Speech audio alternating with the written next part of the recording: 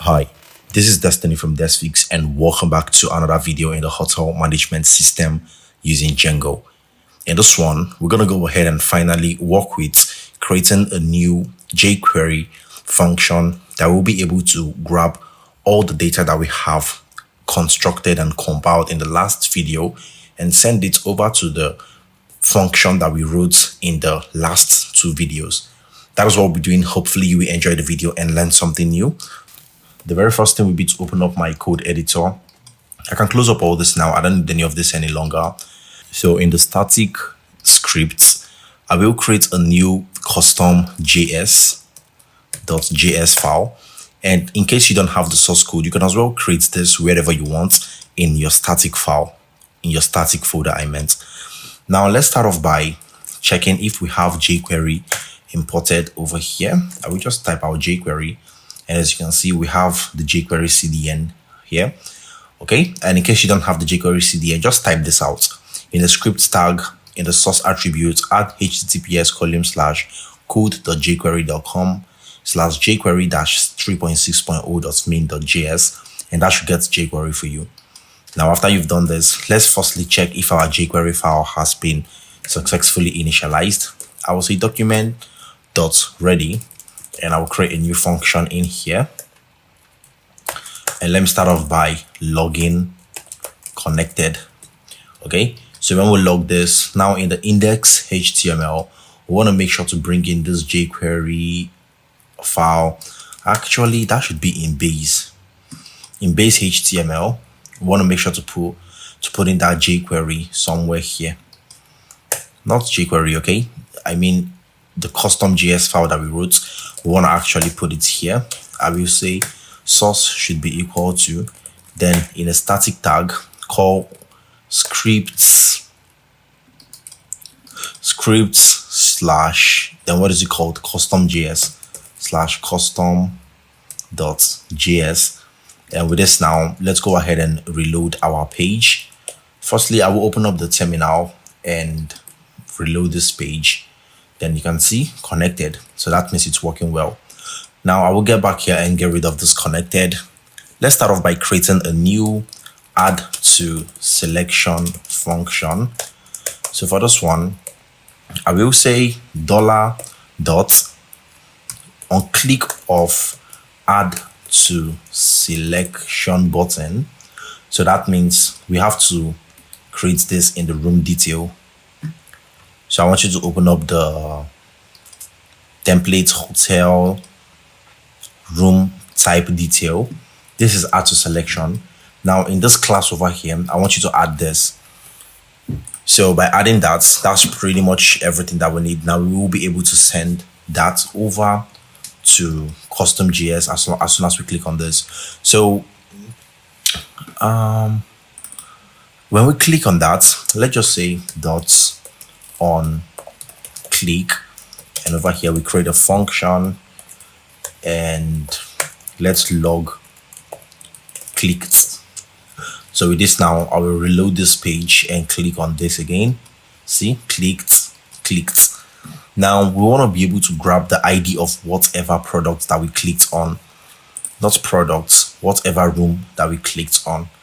So what we need to do is back to the room type JS. I want to create a new attribute here that will be called index, and what I want to pass in is r.id. So now when we click on this button, we want to grab this data index attribute, then take whatever value that's in it. So to do that, it's actually quite simple. What you pretty much want to do is say let's index. You could call it index, you could call it ID, or whatever you want actually. Let's start off with button. Let's say let button should be this. So whenever you pass these, don't get yourself confused with this. It pretty much means that this is pretty much this button over here. So whenever you call this and it's linked back to this button that has a class of add to cart, it means that this is what we have. Okay, we are pretty much grabbing every single thing that we have here. So now from everything that we have here, we want to go ahead and grab the data index. And how do we do that? For that, I will say let ID be equal to button dot attributes, and in the button attributes I want to grab data index. Okay, actually in the button I want to grab an attribute called data index, and after that let's go ahead and log ID, and over here if we reload this, see 6, see 5. So now we are getting the ID perfectly well. Now that we have the ID, let's go ahead and actually grab all the data that we need, like the hotel underscore ID. That one should be equal to, let me get back to room type detail. Let me even put it side by side here so we can see everything that's going on. So see, the first one is hotel ID, right? And the ID is this. So I will say hash ID, then dot val. So with this now we can grab the hotel ID, and we also need the hotel name. So hotel name should be the same thing here, dot val. And let's grab this room ID and room number. How do we do that? I will say let's room underscore ID be equal to, and that should be this one is going to be dot room underscore ID. Okay, this should be a parenthesis, not braces. So this is going to be room underscore ID. Then we need to look for a way to append this ID that we grabbed from the data index here, because look at how this was constructed. It's room underscore ID underscore, then the exact room ID, and this is how we are getting the ID that's attached to that button, right? So how do we actually do it? Okay, so to be able to append the ID here, because we have room ID, then the actual RID, which is the room ID, we need to firstly wrap this in a backtick. Then here we just have to pass in this ID that we have here. See, just like this. So now let's start off by actually logging the room ID to see what we will get. I will reload this page and hit add to selection. Okay, we seem not to be actually getting what we expected. Oh, that is because we need to pass in the val. Okay, because it's in an input field, we need to grab whatever the value is over here. Now let's see what we have. Okay, we got undefined. That is cool. So what could be going on here? This is a class of room ID underscore, which means you should pass in dots because it's in a class. Okay, if it's ID you use hash, if it's class you use dots. Now let's reload the page again and try it out one more time. See, now we have 6 and 5. So all that is working perfectly well as expected. Now that we've gotten these two things, let's also get the room number. So you could just duplicate that and put it in there. So this one is going to be room underscore number. Okay, so room number ID, just like we had it over here, and we grab its value and also this. So with that, that's pretty much everything that we need. Let's now grab the hotel name, just like we've done over here. Let me log hotel name and see what we get. So hotel name, there you go, premium hotel. That is nice. So with this now, we want to grab room name, room price. So let's room underscore name be equal to, then what was it called? Room name is hotel name is hotel name, room name is this one. So we will say hash room name dot val, and let me just log that to see what, okay, you know what, let's just finish this up, then we'll log everything to see what we will be getting. Now from here you could just duplicate this into multiple places and grab these data, put it over here, still put it over here. Number of beds, exactly the same thing, put it here, put it here. Room type, exactly the same thing, put it there and there. Check-in, check-out, adults and children should be here, here, here, and here. There you go. Also here, here, here, and here. Okay, so with all this, I think that's pretty much everything that we need. Let's just go ahead and log it down here. So to log this, I will just duplicate this into some multiple instances. Remember the arrow trick, the cursor trick that I showed you guys. So we've got 11 of those there. Okay, I replace it with this, and now let's see what we have. So now if we reload this page and add to selection, see, we are getting all the information 2262, and none of this is undefined. So in case you get anyone as undefined, that means it didn't work well as expected.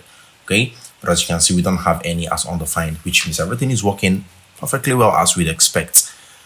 So now that we've done this, that's pretty much everything that we want to do. Okay, the next thing is now to use Ajax to send this data to the server.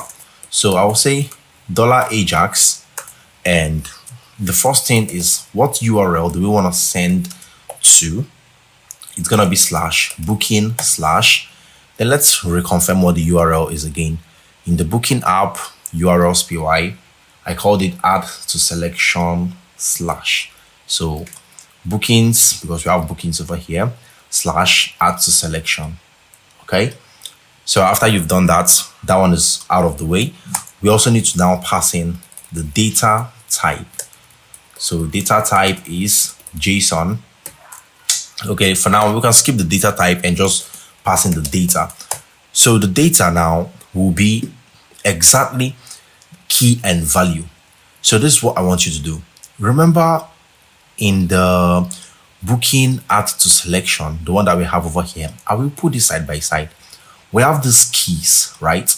Now, whatever key you add over here and adding its value, which is hotel ID, whatever key you have here is what you should have here. So when you say request.get hotel ID, this is what it will grab, and grab whatever value that you have here. So what I meant is whatever you have over here, request.get hotel ID, if here is Apple, then that means here should be Apple. Okay, if here is banana, then the next key somewhere here should be banana. So now let's get back to what we had here.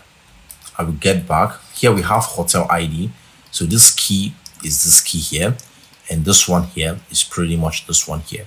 That is the same route that we will take for every single thing that we will be needing. The room ID, so the room ID, the room number, the hotel name, room name, and pretty much all the data that we'll have here is the same thing that we'll have over here. You know, I actually like going with the fastest way to get the data. I will just use the cursor trick and put this down here. Let me indent all this code over there, and to put all the strings and arrange it the way it should be, I will highlight everything and hit Shift Alternate I, then hold down Shift and select everything again, add a string, and over here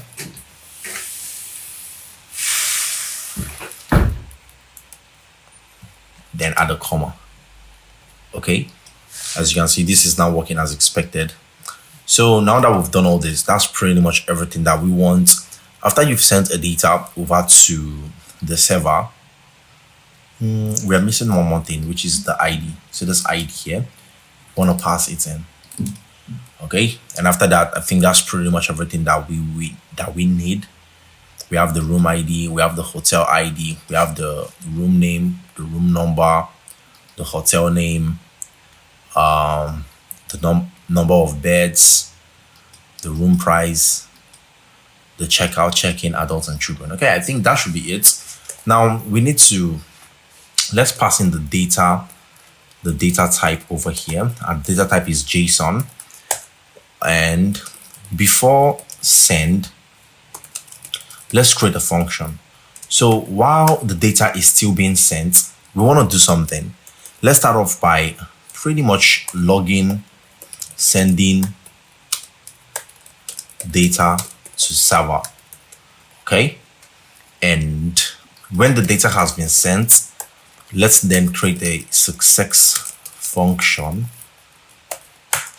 And for that one, for the function, I will pass in a parameter response so that I can be able to grab this data that I passed in here in the view.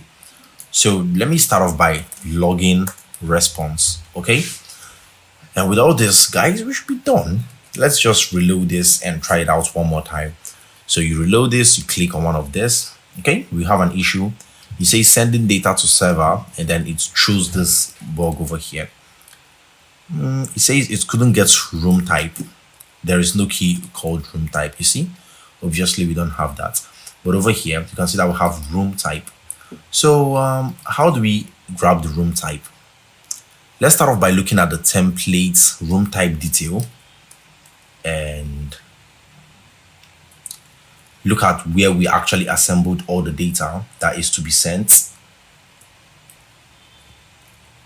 Over here, see, room type, which means we didn't grab this one there.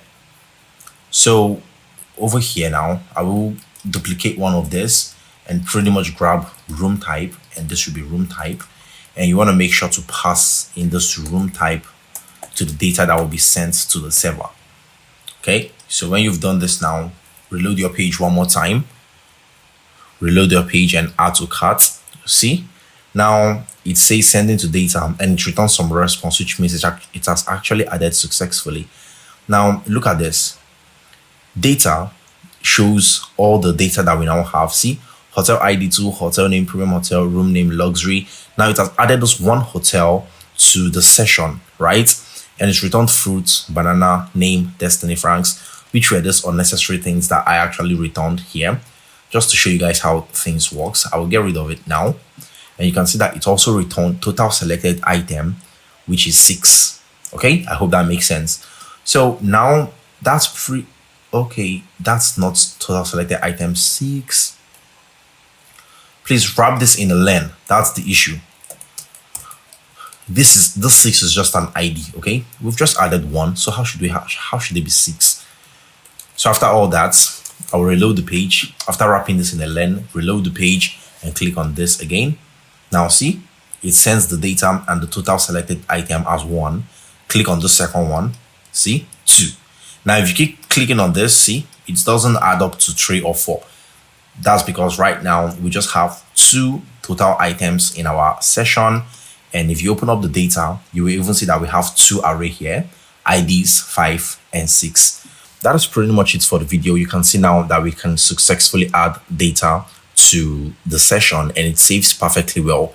In the next video, we're going to go ahead and start working with something totally new. I don't know, maybe we can start working with showing all the data that we have added to the session in a page, right? That makes sense. And after that, then we can start working with things like updating the page and deleting. I hope that makes sense. So that's going to be it for this video. Do make sure to drop a like, consider subscribing, as it really means the world to me. And I hope to see you in the next video. Until then, I'd love. Peace out.